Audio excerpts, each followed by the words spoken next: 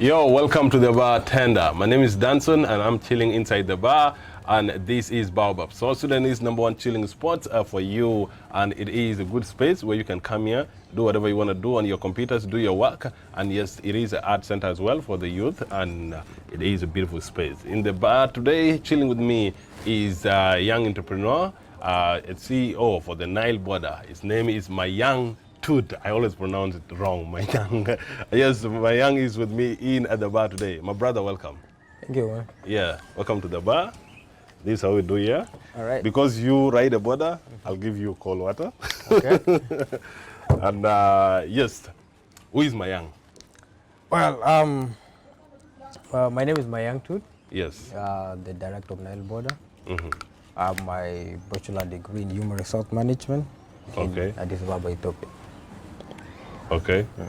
And you have the idea of, you came up with the idea of having the Nile border as a system where somebody can use for transport. Were you jobless, or it's something that somebody gave you as an idea? Yeah, the whole of the Nile border came into existence because of idleness that we have. Okay. Back in the day when I came here in 2018, things was not actually okay.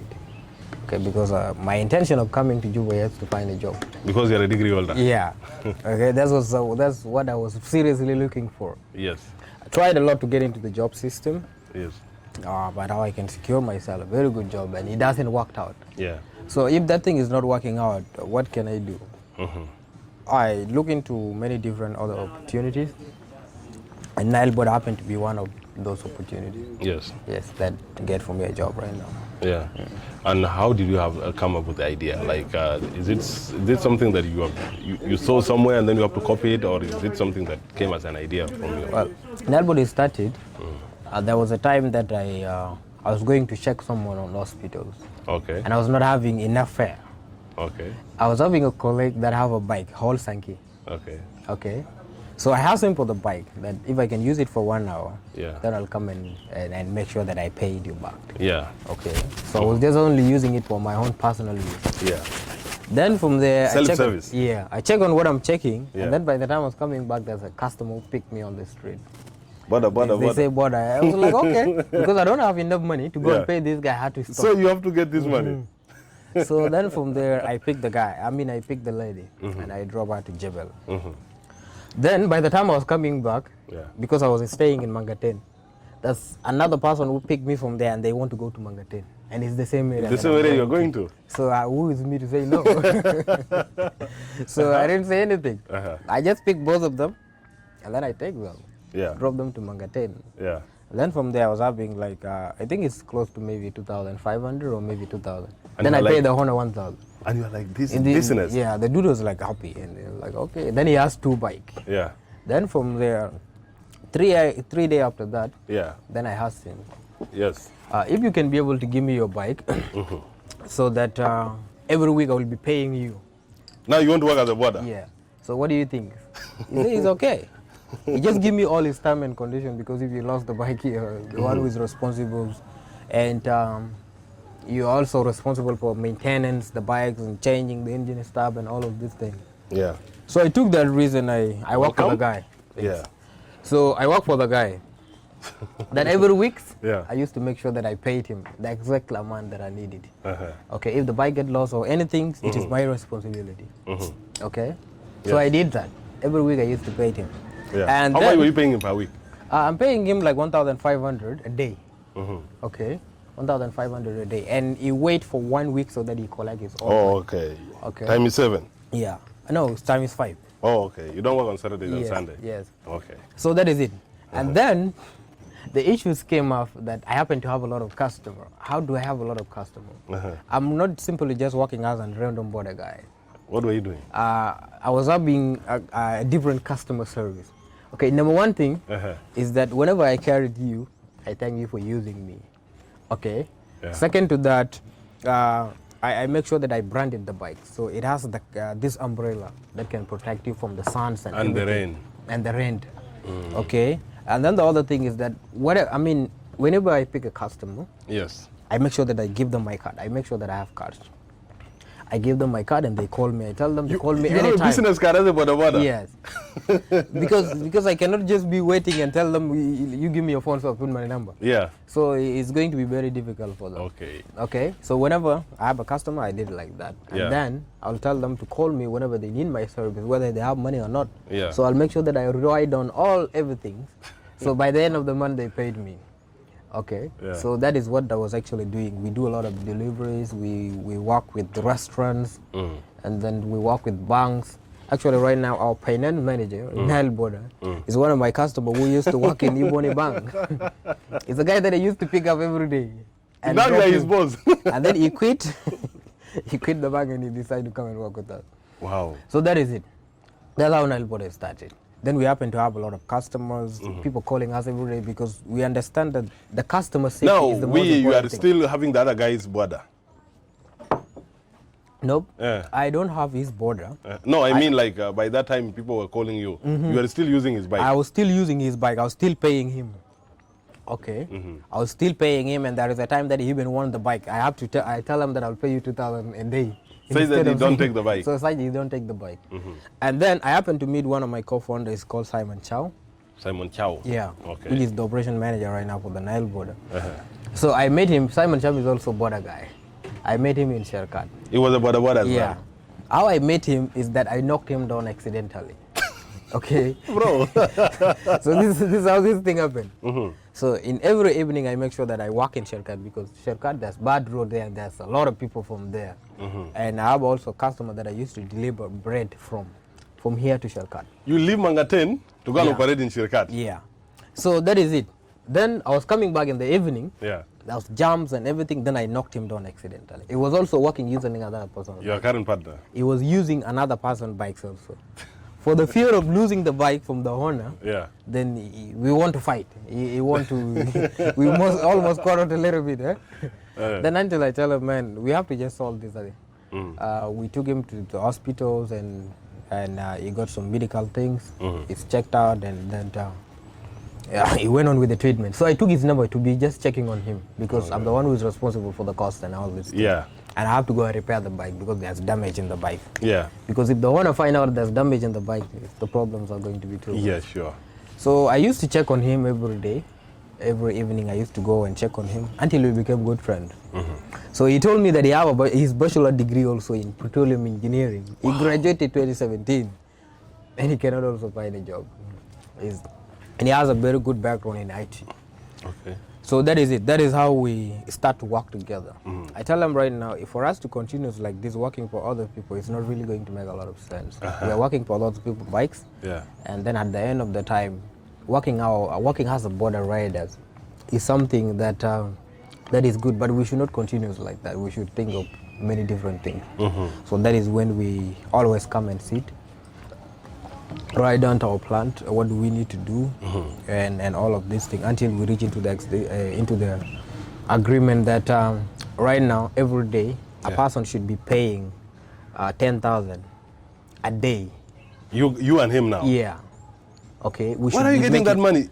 We are having a lot of customers. Oh, okay. First of all, we have a lot of people that we signed with. We signed with the restaurant that are paying us monthly. Individually, him and you? Yes, yes. Okay. So with my network that I have also, he also have most of my customers. If I'm busy, I repair them. Okay. So those are the things. Then we happen to have a lot of traffic. Okay, a lot of people every time. Yeah. They keep calling, I need this, go bring this, and everything. Okay? Yeah. So that is it. We have people that are paying us monthly. There was actually a guy who was paying us 500 every month. Dollar? That we'll have to come and fix because we are... What were you doing for him? We was dropping his kids. He has 2 kids to the schools. We drop them every morning and then we pick them up. So those are the things. We connect with many different people. Yeah. And that's how we make sure that from the money that we save and the money that are coming in every month, then we bought a bike. We bought one bike for 2 of now. you? Yeah. Okay. Who was operating the bike now? Simon used it by then. Okay. Simon was the one using it. So we returned the bike to the owner. Now we have our You own returned both bikes? Or the one for for the Simon? first time, we just returned for one for Simon. Okay. So now, Simon has to pay 15 because he's not paying any guy a day. Okay. I still have to pay 10 because I'm still You paying are still the other contributing money? Yes. Nice. So we keep saving that until we bought another bikes again. So we give the other bike to the owner.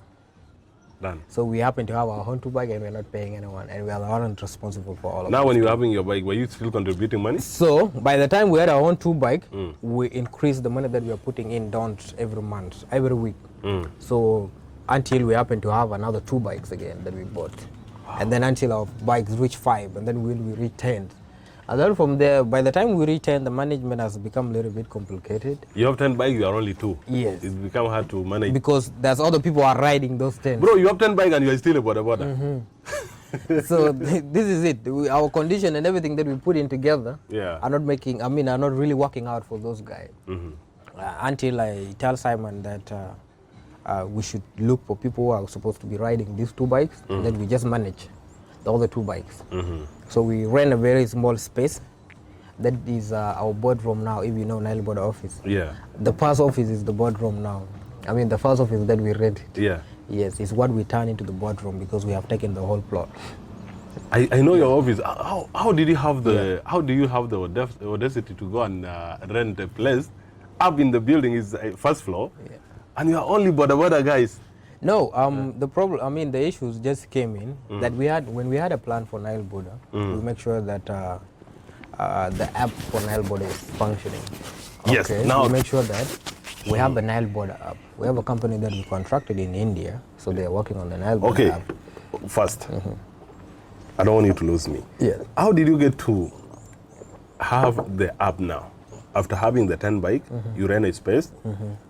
The next idea was now to have the app. Yeah. How did you get that idea? We have the idea because right now in the country, I mean, the country is actually facing a lot of theft. Yeah. Yeah, border guys are being misunderstood. There's the good one, there's the bad one, and there's the worst one. And there's people who are intending to do the bad things. Yeah. Okay. The reason why we're coming with the app is because we want to make sure that everyone who is accessing the border transportation system has to have a very, very convenient way of how they access the bike. Okay. Because right now in the country, there's I mean, a lot of ladies happen to be victim of rapes. Yeah. Because they pick up the wrong border guide. A lot of people happen to be roped because they pick the wrong guide. But in the app, if you are using the app, we still have all your records, we still have all your movements. And you also get the details as the customer. Yes. As the customer, you know the number. As you can see from here, this. Yes, this number is 0106. Yeah. Okay. So if a rider took you with this number right now and he ran away with your things, you have to just come and complain with this number. With And this say number, the number who took me is this. yeah. So from there we'll be able to get all the detail of the riders. Yeah. All his grantors, I mean, where he stayed and everything. Yeah. So we'll get to know that this thing exactly happened. The reason why we come with the app is because we want to make sure that the crime are being reduced and the people are accessing app. And people are being accountable for what they do. For whatever they did. Yeah. So that's the reason why the app came into existence. Wow. Yeah. So now that your bikes, when you give to the person, there are many youth that you have employed, and I would say congrats to that. Thank you. What do you do to make sure to know that I'm giving my bike to Danson? Danson will not be able to run away with my bike. How do you trust me? Well, there's many processes that a person has to go through. Yeah. Okay, because right now we happen to have many more bikes, not even 10, more of them. Yeah. Okay, more of them, and the management is a little bit complicated, but we have rule and regulation that are supposed to be put into place. Yeah. Number one things that we do is that if you apply for a bike, because we have a lot of people applying, looking for bike, a lot of them every day. If you apply for the bike, you make sure that you write an application letter with all your documents, all your school stuff and everything. Yeah. So then from there, if you submit the application to the office, we have a team who are going to review that. We have a betting teams. Yeah. So whenever they review your document, then from there, they will call you and tell you to come with your 2 grantor. Okay. Okay. Like for example, right now, let me say you have a brother who want a bike. Yeah. So you can be a grantor. Yes. And the other person also. So both of you are supposed to sign on the contract agreement that we have. Because we are giving you the bike so that you pay on an installment until you own it. You are not only working it here. Until you work, until you own it as your asset. So you reach to the level where you are now even giving people Yeah, bikes, we're just giving them out. Okay. If we give it to you, we sign an agreement, you finish the installment payment, and then later on we change all the details to you. From the logbook? Yeah, from the logbooks and everything. Yeah. But if you did not finish the installment, the asset is still belong to the Nile boda. Okay. So that's how we do it. We make sure that we have a grantors that are supposed to sign. Our betting team are supposed to go to your home and check. We have to make sure that you have a permanent space where you are in. Yeah. You are not just renting. Okay. Oh, okay. And the grantors are supposed to sign in case of anything, in default of the payment or maybe the loss of the asset or anything. Yeah. I'll be in position to pay. Okay. So all of this thing.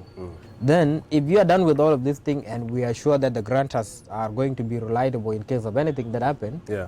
then we take you to Nile Boda Academy for training, because we want to make sure that You also have training. yeah, we have a Nile Boda Academy where every rider is supposed to be trained from there.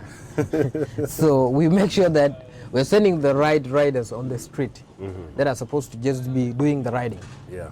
We train you on the road safety, on the customer service, and then we also train you on the traffic rules, the use of the indicator, the side mirror, and then we also train you on the use of the helmet, the use of the jacket, and all of these things. So if your results came out well, then you qualify for the bikes. If you don't know how to ride very well, we give you more time to still learn from there, because we have a guy that are just there to train you. These are employees who train people? Yeah, these are Nile Boda employees that are very well qualified in riding motorcycles. How many people do you have now? Like how many bikes do we have now? Currently, right now, we have more bike. Last few months ago, we had close to 100 plus. These are the Nile Boda bikes. But right now, we are making a lot of changes. We are adding out more bikes. Currently, right now, we signed with TVS. The TVS? Yeah, we signed with TVS, Yeah. and they are the one who are going to be supplying us with all the type of the bikes that we need. Because TVS is the most needed now in the country. Because of the size? Because of the size, it's consuming less fuel, and it's also, it can move on the very bad roads and all these things. Yeah. So we made an agreement with them, and then they are supplying us all the bikes that we need. Then from there, we will still be paying them. Bro, if you're moving out there before and now, the people that knew you before, do you think their respect have changed for you, how they were perceiving you? He's boda, he's a boda. But now you're the CEO of the bodas. Yeah. You know, there's a lot of criticism that happened. Yeah. People keep saying, he has this, he has a bachelor degree and why, and all, he failed to get a job and everything. Yeah. Back in the day, but there's nothing that we can do, because we have a passion on that. That's the reason why we started it. Yeah. Okay. And at the end of the time too, yes, we also want to make sure that it's not everyone who is supposed to trust what you want to do. Yeah, sure. Until you bring it to that system. Okay. Yeah. So that is what I'm working on. Yeah. So nobody liked the idea.